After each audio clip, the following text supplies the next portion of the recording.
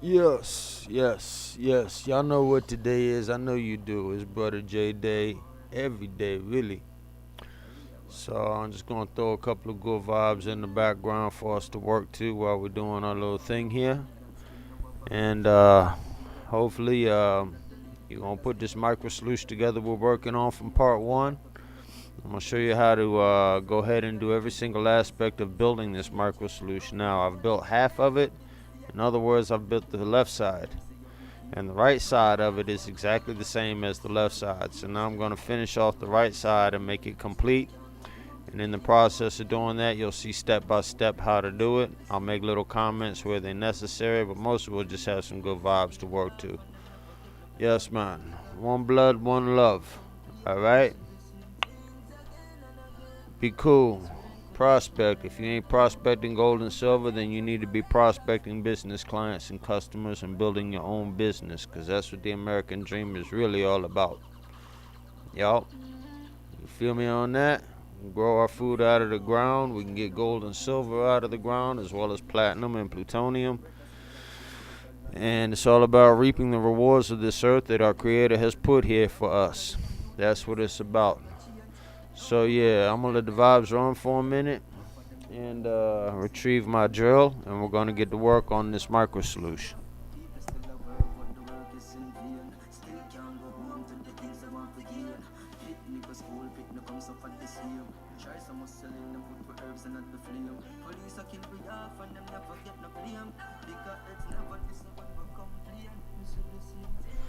Alright, now working on this micro sluice, there's one hand tool you're going to need. Well, a couple of hand tools you're going to need. One of them is very convenient. The rest of them are absolutely essential. One, battery powered drill. Extremely useful in this project. You don't have to have it to build this project, but it makes it a lot faster build. It makes it a lot easier build. Okay? Second thing you're going to need is you're going to need some garden hose, and you should have some garden hose left over from when we built our gravity trap. So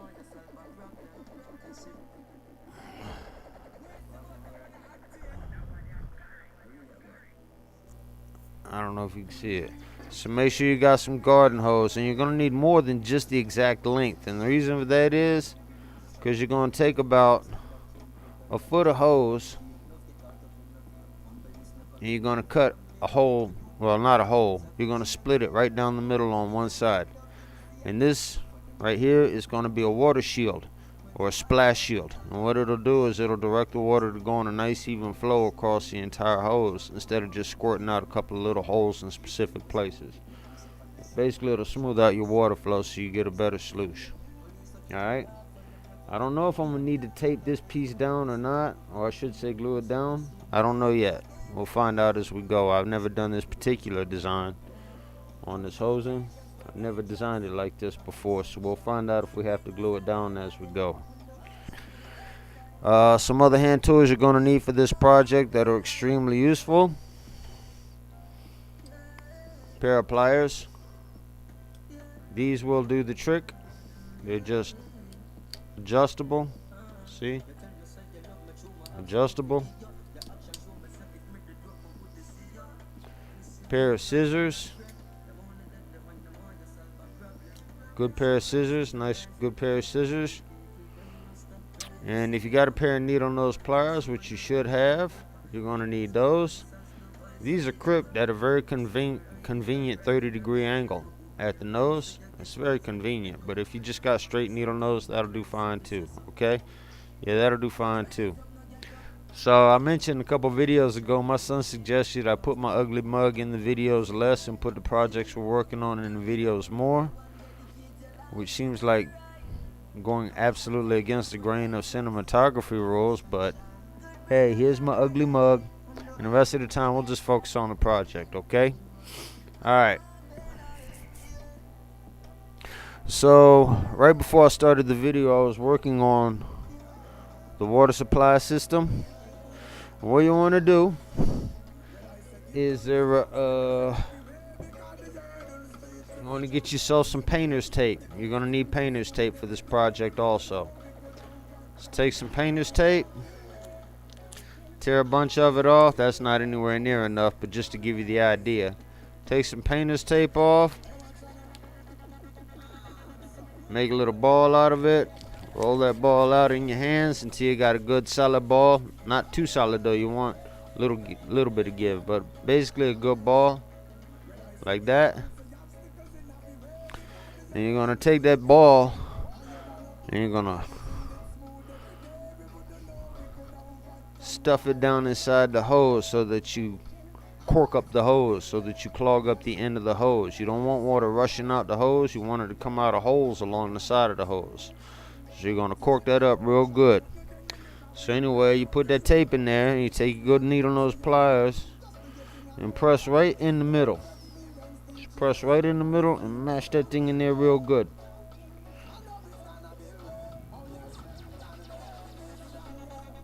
And when you're confident that that's in there nice and tight and it's going to seal that hole up tight, you got a lot of water coming through here. 500 gallons a minute builds up a lot of pressure before it can't push anymore. It's about 20 pounds of pressure before it can't push anymore. So you want that sealed up tight. Alright? You want that tight. Next thing you're going to do, you can use a drill bit for this, but I don't hardly ever have drill bits. What I have is I have boxes and boxes of these self-tapping screws. You see that ridge right there? So they're self-tapping. They tap right in the hole. And I use that kind of head. It's technically called a torque head, but a lot of people call it a star bit head. Either way, same thing. Now, you're gonna need your drill. And my drill already has a torque bit on it. So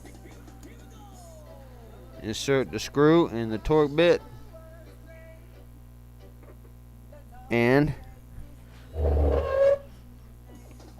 I'm not going to drill this. I'm just going to show you how to hold it though.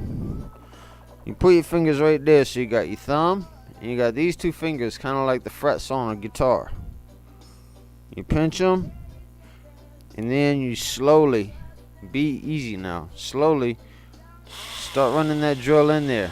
And once you got a little hole in the thing, not a hole but a dent in the hose casing, put more pressure on it and drive that screw in, but don't go all the way through.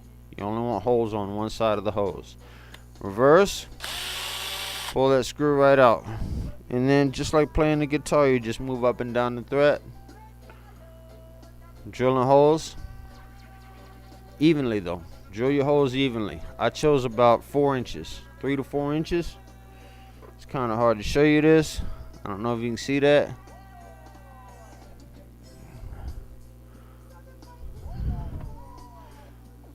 Oh, can you guys see that? Okay, you see those holes? Yeah, they're about like guitar thread too. So I guess I'm playing guitar today instead of prospecting. But these holes, I put one and I put one 4 inches apart. Here's a hole, here's another hole about 4 inches away. And then there are actually 2 lines here. There's this row of holes and then there's another row of holes. And that's 1, 2, 1, 2. And then there'll be a top row of holes. They'll be alternate 1, 4 inches, 2, 4 inches, 3, like so. See what I'm saying? So I already did the first 2 rows on this. I got to do one more row. So I guess I'm going to play some guitar now. And you don't need the housing on here to do this, but I recommend you leave it on there. If you should punch through with the screw, you don't want to drive it into your hand. So, yeah. But don't punch through with the screw is your best bet.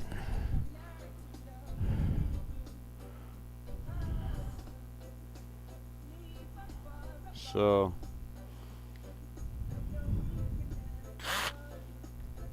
make sure it's going the right way. It's driving in, put a hole. Make the holes at the top bigger than the rest of the holes. That way they've got a shorter squirt. You know, you want the water to be hitting the mat, not shooting out of the pan. So make these holes you're going to put at the top of the hose fairly large.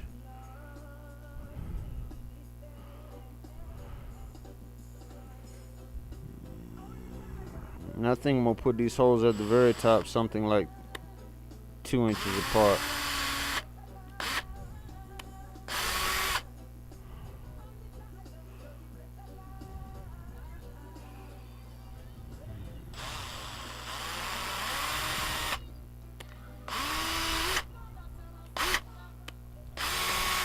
When you can feel the screw poking on the other side of the hose, that's where it's time to stop running it.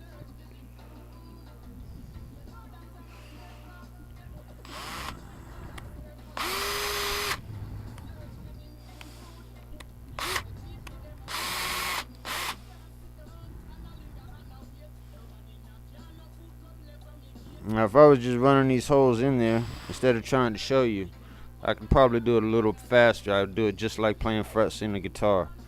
But since I'm trying to show you guys what I'm doing, it is making it slightly awkward. And just hold it like that. Just run that screw right in there until it touches the inside of the hose on the other end, on the other side.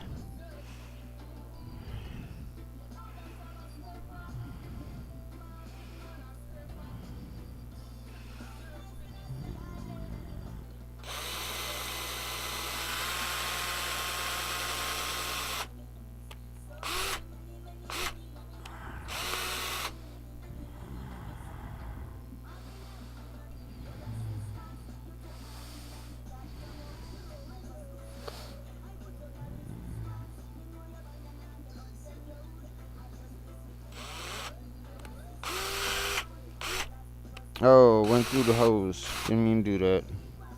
Oh well, it'll be alright.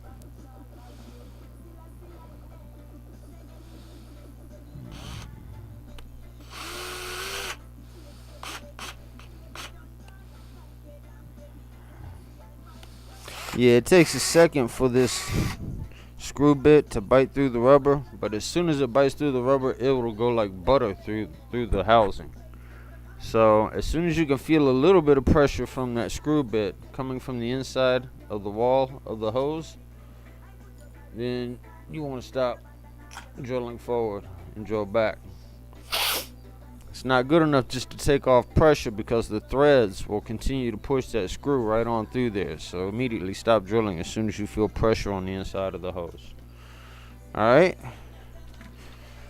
Now this actually works two ways. You can roll this housing around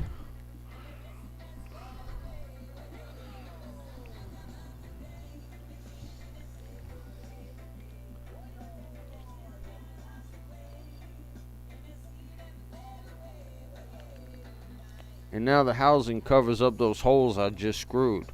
That won't stop the water. What it'll do is it'll make the water come over the edge of the housing in one smooth fluid roll. So it'll basically be coming off of one really big roll and then hitting the sluice bed and pushing everything down in one smooth sheet of water. You want a good smooth sheet of water. So that's the main reason for this. But if you have heavy materials in there, we've got a good, I don't know, I want to count these. I got quite a few holes in here, I can tell you that, man.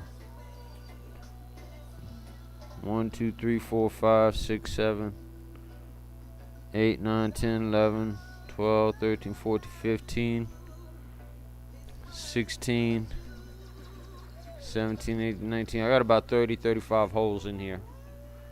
So you don't have to take this sheet off. You can simply turn the sheet around, and even with the sheet on there, the holes will still squirt directly onto the bed so that you can get a more direct water pressure on heavier material.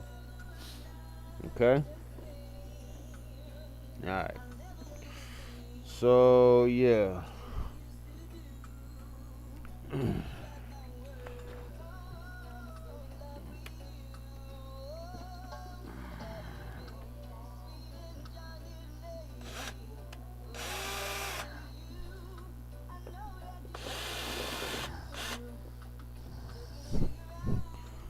Alright.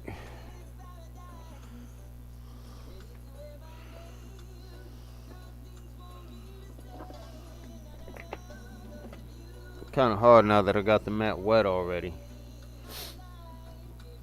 I'm doing this in the reverse order of how I actually built it, by the way. So let me just show you exactly what I did in the proper order.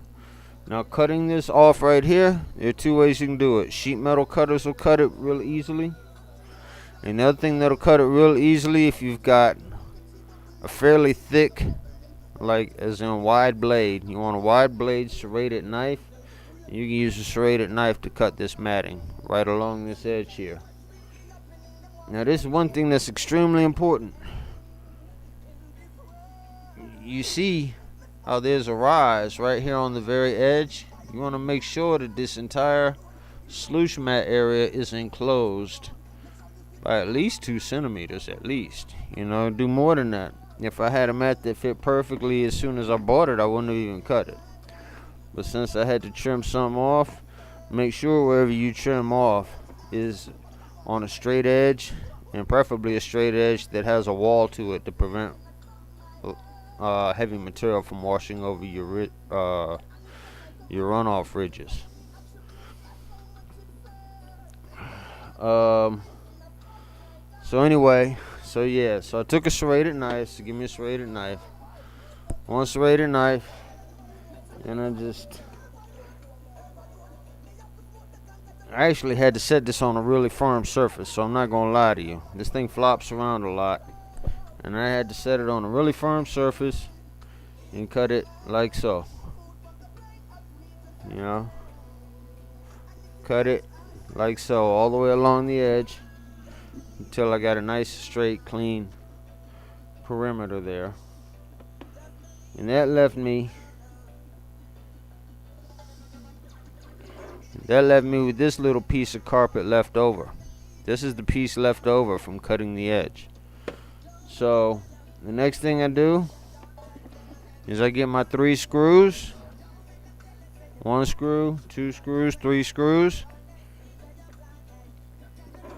And I held it just over the edge of the lip of this thing so I could get pressure on it. Take my drill, put it in there.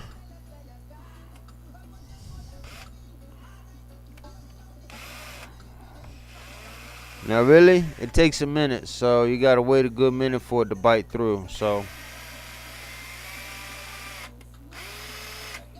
there you go, and that seals down pretty tight. Now these screws I use have about a 2 centimeter run. I don't know what else to call it. It's that little gap where the thread in the screw stops, and you got a little bit of screw before the head, which is okay. You know, these don't have to fit real tight, because if they fit real tight, then it'll strip the rubber out, and after a while they won't fit at all.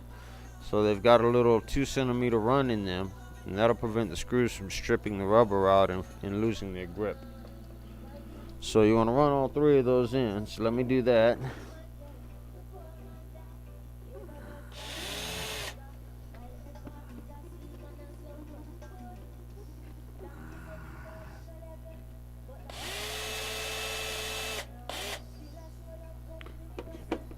Obviously I already put it together, so you know I just got to run the screws back in. But for you, you're gonna have to put pressure on the screw and wait for a good 15 or 20 seconds before it actually bites through and goes into the second matting. So anyway, handle that.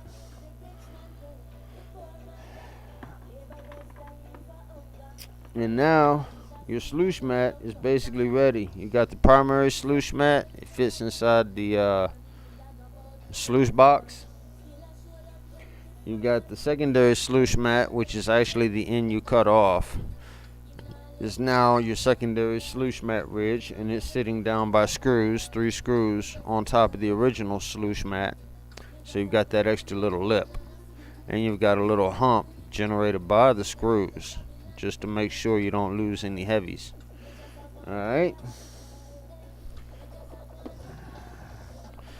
we already cut the holes for our water supply, and we already stuffed the corking material. I know it's well, what we actually used was not cork. It was painter's tape, all-purpose painter's tape.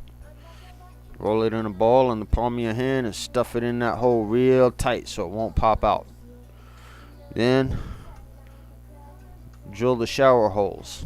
I'm going to call them shower holes because that explains exactly what they do. They'll squirt just like a shower. Alright?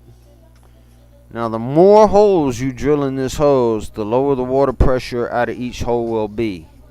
I don't exactly know what kind of water pressure I'm going to get. 30 holes might make my water pressure pretty low. I hope not. We'll find out when I run it. So don't screw the holes for your hose until I test this out and we all see at the same time how well this works. If 30 holes works good, and go with that.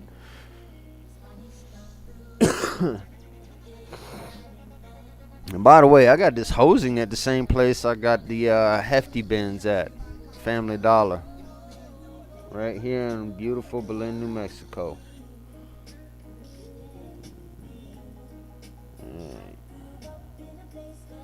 And right now, I've only shot about 45 minutes worth of video, but for real, I'm going to take a little break for a second, so I'll catch right up with y'all. Hold up. 45 minutes worth of video actually equates to about 3 hours of production time. So let me catch up with y'all in a minute. Alright, y'all. So basically, there are only two things left to do. There are only two things left to do at this point. Take a coffee break, because my hands are cold and my feet are cold. It's as cold in here as it is in your refrigerator. I'm going to tell you that right now. About 35 degrees. But anyway, take a coffee break. Warm up your hands and your feet. And adjust that tsunami water pump so that the bottom of it is laying flat on the bottom of your can while the hose is rolling up on the sluice mat in the correct angle. It's a little tricky. It's kind of like adjusting your gravity bowl. Every gravity bowl is a little different. It's going to have to be adjusted the way you see fit to get it to work best. But the important thing is make sure that your water supply hose is laying relatively flat on your sluice mat before you put the lid on it. And with your water supply hose laying flat on your sluice mat, hold the hose down firmly to the sluice mat. Reach inside of your can. There you go. And twist that tsunami water pump around until the bottom of the pump is laying flat against the bottom of the water reservoir. Now the amount of water that my sluice pan can hold without the pump running is not even half of what it'll hold when it is running. So just like with my gravity trap, I'm going to have to manually add water when I'm ready to actually use it. So you'll want to add the water manually and get it at the right level so it won't run dry, and that you're getting a good, smooth, even sheet of water across the whole sluice mat. Only then and only then do you start adding your either raw concentrates or black sand if you're using the micro sluice or whatever. But you always get a nice even sheet of water going down the entire surface of the sluice before you add any materials.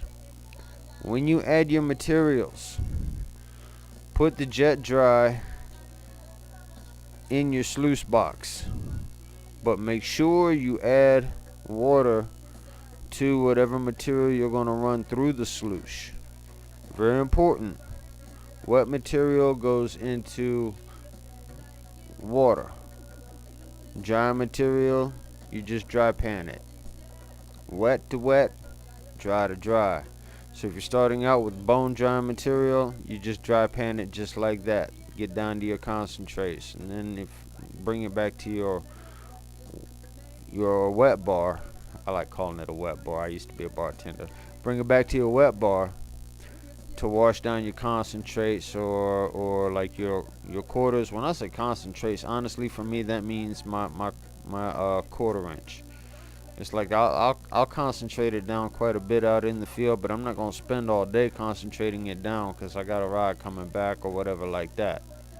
So basically I run it through my quarter inch classifier, And then I'll just go ahead and concentrate it down in my 3-gallon buckets until I get it down to about, usually I'll get rid of about 2/3 of the blondes. And you know, I have to carry a little weight back, but I just carry, I leave about 1/3 of the blondes in there whenever I concentrate out in the field, because I don't want to lose any of the gold or black sand. I like the black sand to guide me visually when I'm panning for the gold, and obviously the whole reason to do this is to catch gold and maybe some silver and stuff. So I don't want to lose any of the gold or the black sand while I'm out in the field. So when I'm concentrating in my bucket, and I'll try to show you that before this video series is done too, it'll be handy for you. So when I'm concentrating in my bucket, I'll just knock it down to, I'll knock off about 2/3 of the black sand, and I'll leave 1/3 of the black sand still in the concentrate, you know. Okay, hopefully you understand, you know. Talk amongst yourselves, figure it out. Alright, so yeah, so it is 26 minutes and 18 seconds on this video right here, and I'm gonna go ahead and get around to that good old Irish coffee break I was talking about a minute ago. And I'm not even Irish. Peace, love, and soul, everybody. Get that gold.